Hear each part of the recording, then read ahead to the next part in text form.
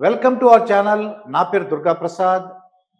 ఒక కన్న తల్లి పిల్లల్ని ఎలా చూస్తుందంటే, ఏ పిల్లలు ఒక ఇద్దరు అబ్బాయిలు ఉన్నారు కన్న తల్లికి.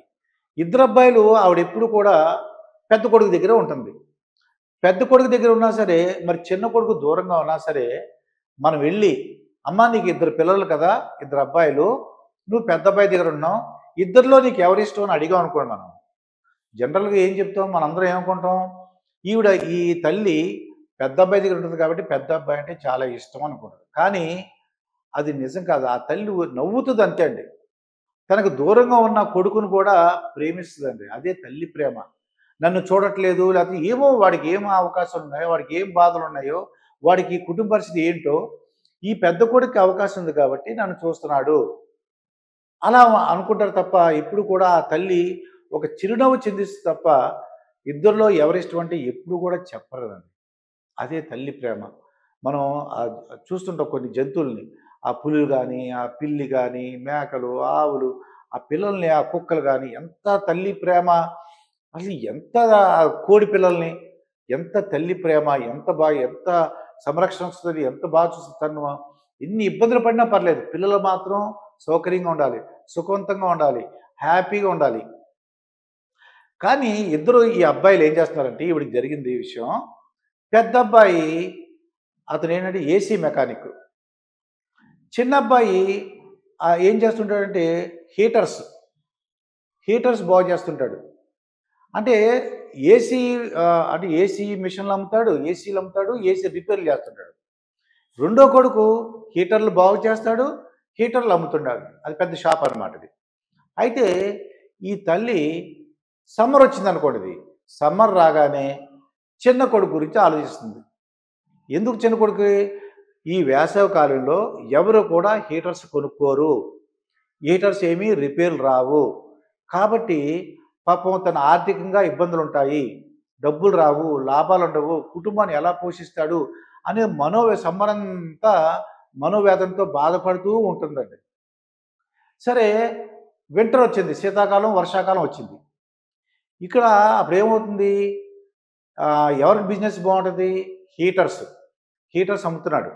ఈ చిన్న కొడుక్కి వర్షాకాలంలోనూ, శీతాకాలంలోనూ, వింటర్ సీజన్‌లోనూ విపరీతమైన రష్ బాగా డబ్బులొస్తున్నాయి. ఈ తల్లి ఏం చేస్తుంది? చాలా మనోవ్యథతో బాధపడుతుంది. భోంచేయట్లేదు సరిగ్గా. "ఏమ్మా ఎందుకు భోంచేయట్లేదంటే," "బాబు ఇది వర్షాకాలంలోనూ, శీతాకాలం వచ్చింది. మా పెద్దబ్బాయికి ఏసీ మెకానిక్కు, ఏసీ మిషన్‌లు బాగు చేస్తుంటాడు. పాపం అతనికి ఏమీ మనకి బిజినెస్ ఏమి ఉండదు. డబ్బులేం రావు. అందుకు నాకు చాలా బాధగా ఉంది" అని చెప్పేసి మొత్తానికి తల్లి సంవత్సరం అంతా బాధపడుతుందండి. వేసవికాలం వస్తే చిన్న కొడుకు హీటర్స్ గురించి, వర్షాకాలం అంటే సమ్మర్ వచ్చిందంటే చిన్న కొడుకుకి ఆదాయం లేదు, కుటుంబం ఇబ్బందుల్లో ఉంటది, బిజినెస్ ఉండదు అని బాధపడుతున్నాడు. ఇక వింటర్ వచ్చిందనుకోండి పెద్ద కొడుకు గురించి ఆలోచిస్తుంది. మొత్తానికి ఆవిడ ఆనందంగా లేదు. కొడుకుల యొక్క బాధల గురించి ఆ బాధల్ని తన బాధలుగా తీసుకుంటుంది. అలా బాధపడుతుంది. ఒక్కసారి ప్రతి కామన్ పర్సన్ ఇలాగే ఆలోచిస్తారండి. దీన్నే మనం కొద్దిగా ఆలోచించుకోండి. కొద్దిగా మార్పు మనం మారామనుకోండి, మన మనసులు మార్చుకున్నామనుకోండి ఇది ఎంత హాయిగా ఉంటది. ఏదైనా సరే బాధపడేది ఏదైతే మనల్ని బాధ పెడుతుందో అది గాని పక్కన పెడితే మనకు రాత్రుళ్ళు నిద్ర పట్టకపోవచ్చు. రాత్రుళ్ళు మనకి లేతే ఒక మనిషి ఒక పని మీద మనం కా కాన్సంట్రేషన్ చేయలేకపోవచ్చు. మనకి భోజనం చేయలేకపోవచ్చు. ఏదైతే ఇబ్బందిగా ఉందో ఆ ఇబ్బందిని పక్కన పెట్టి మిగతా విషయాలు ఆలోచిస్తే మన మనసు చాలా బావుంటదండి. ఇప్పుడు ఆ తల్లి ఒక్కసారి ఆలోచించండి, సింపుల్ అండి ఇది. వేసవి కాలం వచ్చిందంటే ఆవిడ ఎవరి గురించి ఆలోచించాలి? పెద్ద కొడుకు గురించి ఆలోచించాలి. వేసవి కాలంలో ఏసీ మెకానిక్ బాగా ఏసీలు అమ్ముడవుతాయి. ఏసీలు రిపేర్‌లకొస్తాయి. ఏసీలు సర్వీస్‌కొస్తాయి. అవన్నీ కూడా ఆదాయం ఎవరికుంది? పెద్ద కొడుకుంది. పెద్ద కొడుక్కి ఆదాయం ఉంది. పెద్ద కొడుకు బాగున్నాడు అని ఆ తల్లి అనుకుందనుకోండి ఇది. ఎంత హాయిగా ఉంటది. పెద్ద పిల్లోడు హాయిగా ఉన్నాడు కదా! ఆ హాయిగా ఉన్న కుర్రోడిని తలుచుకుంటే ఆ తల్లి హాయిగా ఉంటది కదా! ఇప్పుడు వర్షాకాలం, శీతాకాలం వచ్చింది. వస్తే ఎవరికి ఆ బిజినెస్ బావుంది? చిన్న కొడుక్కి. చిన్న కొడుకు ఏం బిజినెస్ చేస్తున్నాడు? హీటర్స్. హీటర్స్ రిపేర్లు వస్తాయి, హీటర్లు అమ్ముతున్నాడు. ఇవన్నీ కూడా బిజినెస్ బాగుంది. ఈవిడ వింటరు, వర్షాకాలం సీజన్‌లో ఎవరి గురించి ఆలోచించాలి? చిన్న కొడుకు. ఎంతో బాగున్నాడు.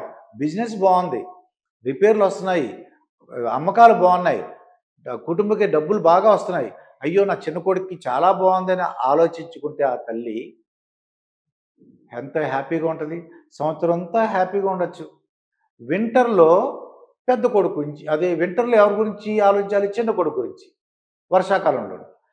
సమ్మర్‌లో ఎవరి గురించి ఆలోచించాలి? పెద్ద కొడుకు. ఇలా ఎప్పుడు కూడా మన మనసు మార్చుకోవాలండి. మనల్ని బాధ పెట్టే విషయాలని పక్కన పెట్టేయాలి. ఇప్పుడు అమెరికాలో మన చేతిలో లేనివి మనం ఏం చేయగలం? అమెరికాలో ట్రంప్ వచ్చాడు. పిల్లల ఉద్యోగాలు గాని ఇబ్బంది అవుతది. మనం ఏమైనా చేయగలమా? అక్కడికెళ్ళి ట్రంప్‌ని అని చెప్పగలమా? లేకపోతే ఆవిడకేమైనా ఇంకో ఉద్యోగం చూసుకోమని చేయగలమా? మనం ఉండేది ఇండియాలో ఉంటాము. ఏం చేయగలం మనం? ఆ చుట్టాలు గానీ, రిలేటివ్స్ గానీ ఏం చేయగలరు? ఎవరైతే ఉన్నారో వాళ్ళు ఆ ప్రాబ్లమ్‌ని ఎలా సాల్వ్ చేసుకోవాలో వాళ్ళకి తెలుస్తది. ఎవరైతే సముద్రంలో మునిగిపోతున్నారో ఆ ఈదుకుంటూ బయటికి రావాలని ఎలా వాళ్ళకి తెలుస్తది. మనం బయటుండి వచ్చే అని చెప్తుంటాం. అదేం కుదరదండి అది. ఎప్పుడైనా సరే ఒక మనిషి ఆనందంగా ఉండాలంటే మనిషి వాళ్ళ మనస్తత్వం మీద ఆధారపడి ఉంటది. ఆలోచన విధానం మీద ఆధారపడి ఉంటది. ఈ పిచ్చి తల్లి పాపం అలాగా అనవసరంగా సంవత్సరం అంతా బాధపడే కంటే సంవత్సరం అంతా కూడా హాయిగా ఉండొచ్చండి. ఇదే చిన్న కథని మీరు అర్థం చేసుకొని ఎప్పుడు కూడా మనల్ని బాధ పెట్టే విషయాలను పక్కన పెట్టండి. మనకి ఏవైతే సంతోషంగా ఉందో దాని గురించి ఆలోచించండి. తప్పకుండా మీరు ఆనందం వస్తది, ఆరోగ్యం ఉంటది. మనం ఎక్కువ కాలం బతకడానికి అవకాశం ఉంటుంది. చాలా పనులు మనం చేసుకోవడానికి అవకాశం ఉంటుంది. మరొక వీడియోతో మీ ముందుంటాను. మీ మాస్టర్ దుర్గాప్రసాద్.